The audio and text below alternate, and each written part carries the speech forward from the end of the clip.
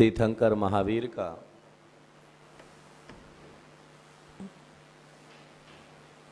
राजाग्रह की पंच पहाड़ी पर शमो शरण लगा हुआ था।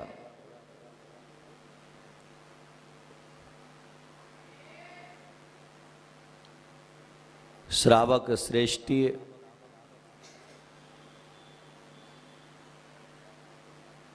राजा श्रेणिक ने भगवान महावीर स्वामी से प्रश्न किया,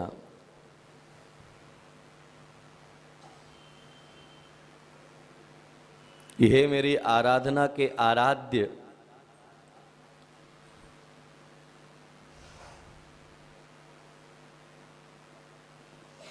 यह धर्म कब तक चलेगा?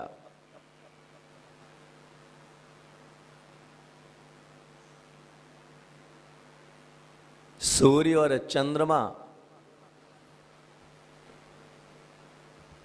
का प्रकाश कब तक मिलेगा?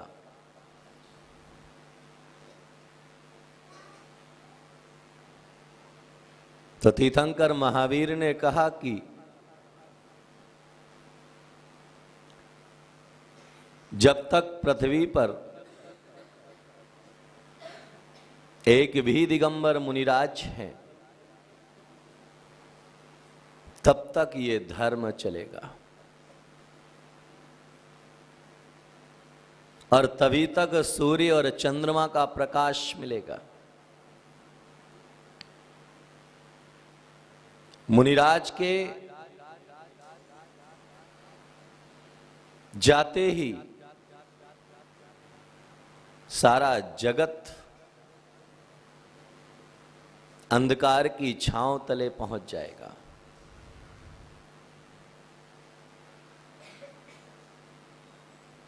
ये बात यथार्थ सत्य है।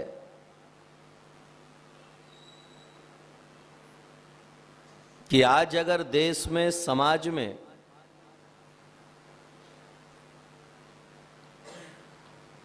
शांति और अमल बरकरार है, तो वह संतों की साधना का प्रतिफल है।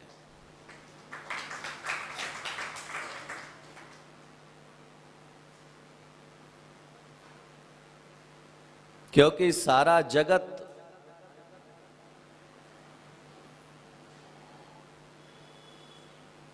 जो भी साधना करता है, उस साधना का फल स्वयं भोगता है। जो भी व्रत नियम उपवास करता है, उसका फल स्वयं भोगने की इच्छा रखता है। लेकिन पृथ्वी पर केवल एक ही इस दुनिया में शख्सियत है जो साधना स्वयं करता है, लेकिन जिसका फल अपने भक्तों के कल्याण में लगाया करता है, जिसकी खुद रिटर्न पाने की कोई आकांक्षा नहीं होती। आज कोई भी व्यक्ति किसी के लिए कुछ भी करता है तो एहसान जताता है।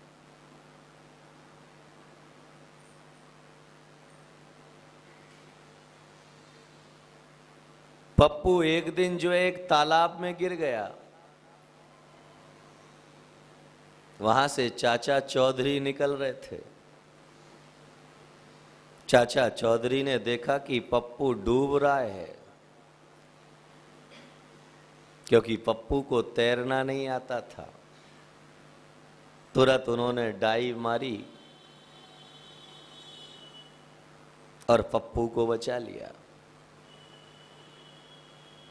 पप्पू को बचाने के बाद जो है चाचा चौधरी ने ध्यान में रखने के लिए कहा, पप्पू ध्यान रखना, आज अगर मैं नहीं होता ना तो तू डूब जाता।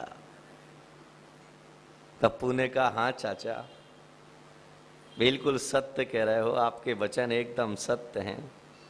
आज मैं जिंदा हूं आपकी वजह से ही हूं। आप ही मेरे मालिक हो, हमेशा याद रखूंगा। हाँ, ध्यान रखना। मेरी वजह से बचे हो। जहां भी रास्ते में मिलते, चार लोगों के बीच में पप्पू खड़ा होता। पप्पू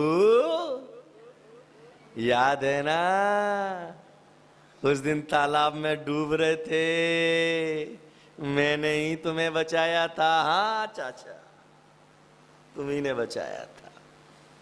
बेचारा परेशान हो गया। जहां देखते चाचा टोकने की परंपरा उनकी चालू थी। एक दिन जो है पप्पू को देखने के लिए लड़की वाले आए हुए थे। घर पूरा मेहमानों से भरा हुआ था। चाचा सामने से गुजरे, उन्होंने कहा मौका अच्छा है, पूरा घर रिश्तेदारों से भरा है, चलो मैं पप्पू को याद दिलाता चलो। चाचा ने बोलना प्रारंभ ही किया कि पप्पू भड़क पड़ा। बोले चाचा एक काम करो, मेरा हाथ पकड़ो और तालाब में डुबो दो। बोले क्यों? बोले रोज रोज डूबने से अच्छा एक बार डूबना अच्छा है। तू तो जहां मिलता हूं वहीं डुबोने के लिए तैयार बैठा है।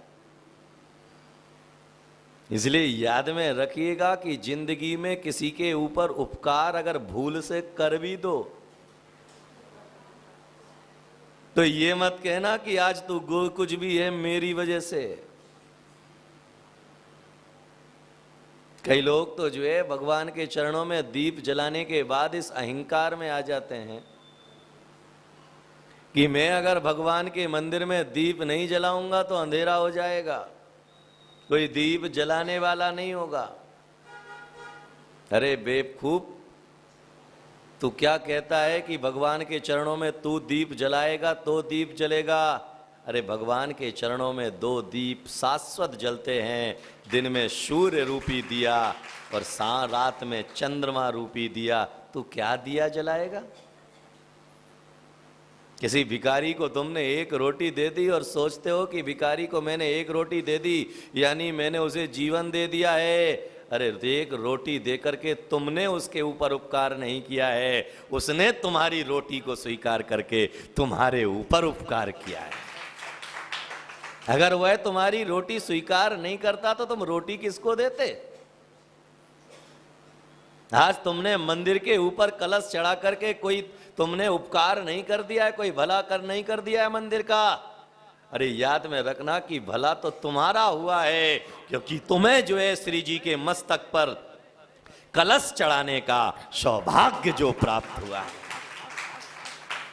तुम इस अहंकार में लग जाते हो कि मैंने उपकार किया है। अरे तू क्या उपकार करेगा भाई? गुरु की भक्ति से वह शक्ति मिलती है जो दुनिया में कोई नहीं बराबरी कर सकता उसका। जैनागम की एक घटना आपने सुनी होगी। अरविंद पंडित जी, जैनागम की घटना आपने सुनी होगी कि अंतिम मुकुटबद्ध राजा चंद्रगुप्त मौर्य, जिन्होंने श्रुत केवली भद्रबाहु आचार्य के चरणों में दीक्षा प्राप्त की, श्रवणबेल गोला पहुंच गए। एक दिवस वह आहार करने के लिए जाते हैं। घटना कितनी सच्ची है कितनी झूठी है वह तत्व की तरफ नहीं, लेकिन उसके मर्म को समझने की कोशिश करना। आहार के लिए जाते हैं, कमंडल भूल आते हैं। थोड़ी देर के बाद जब वह कमंडल लेने के लिए जाते हैं तो एक पेड़ के ऊपर कमंडल लटका हुआ मिलता है। उन्हें बड़ा आश्चर्य कि थोड़ी देर पहले मैं आया था, यहां पर पूरा नगर बसा हुआ था, चारों तरफ से आवाज आ रही थी, हे स्वामी नमोस्तु, हे स्वामी नमोस्तु। और अभी तो यहां पर एक वीरान जंगल है, यहां पर कोई नहीं है।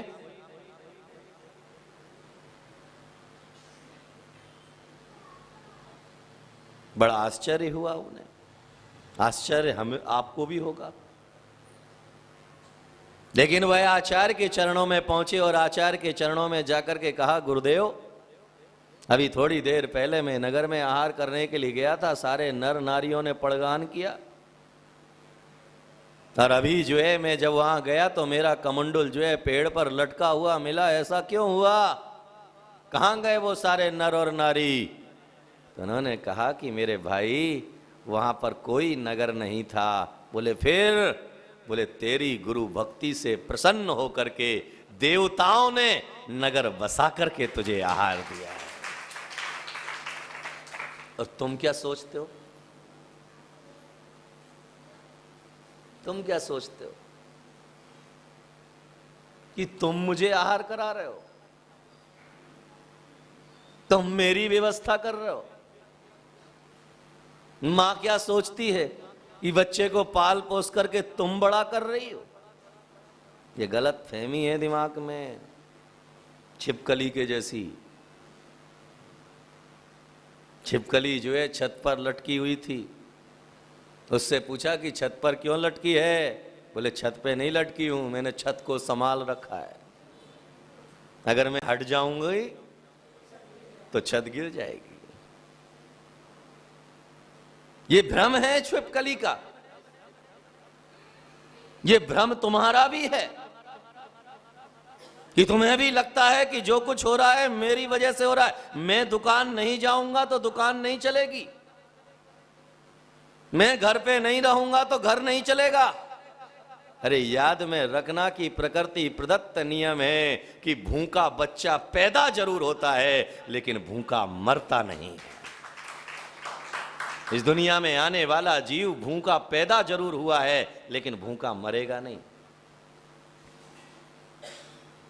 तुम क्या सोचते हो कि तुम पाल पोस के बड़ा कर रहे हो? अरे उस बच्चे ने तुम्हारी कोख से जन्म लेकर के तुम्हारे ऊपर उपकार किया है कि तुम्हें जगत में सम्मान दिलाया है, तुम्हें जगत में आदर दिलाया है, तुम्हें जगत में जो है जगत के लायक बनाया है। अगर वह तुम्हारी कोख से पैदा नहीं होती तो सासू के ताने सुनने को मिलते, निपूती है।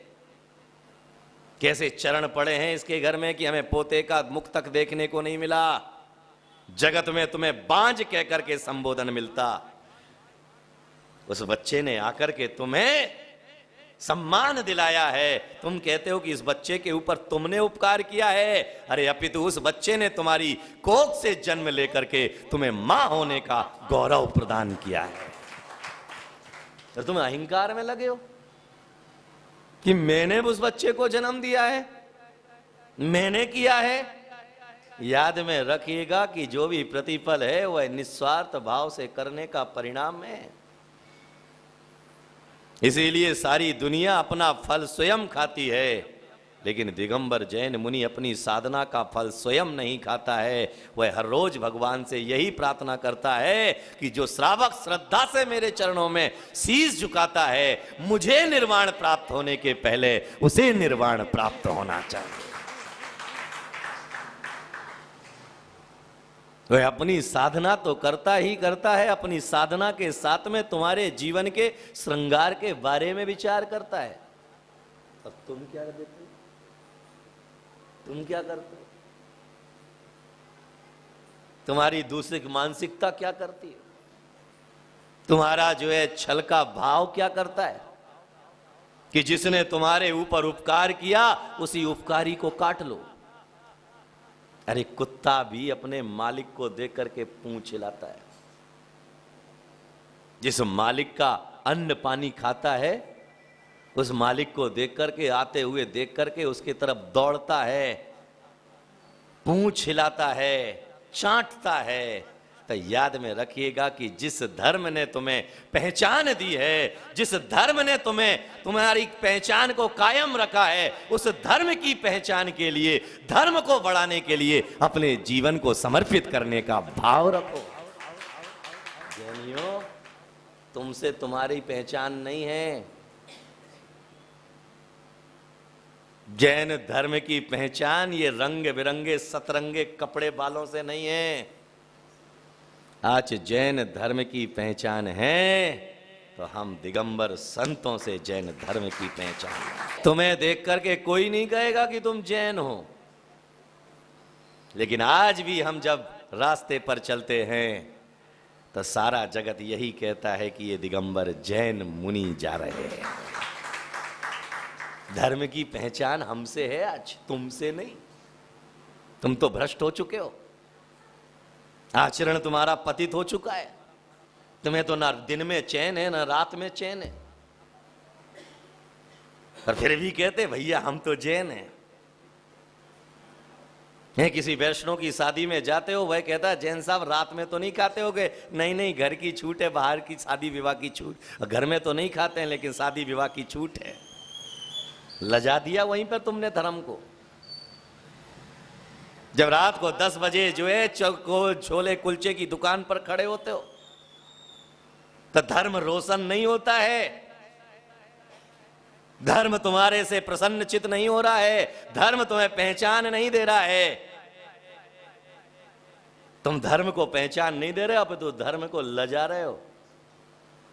याद में रखिएगा कि धर्म की प्रभावना करना, रथ यात्रा निकालना धर्म की प्रभावना नहीं है, वह धर्म की क्रिया है।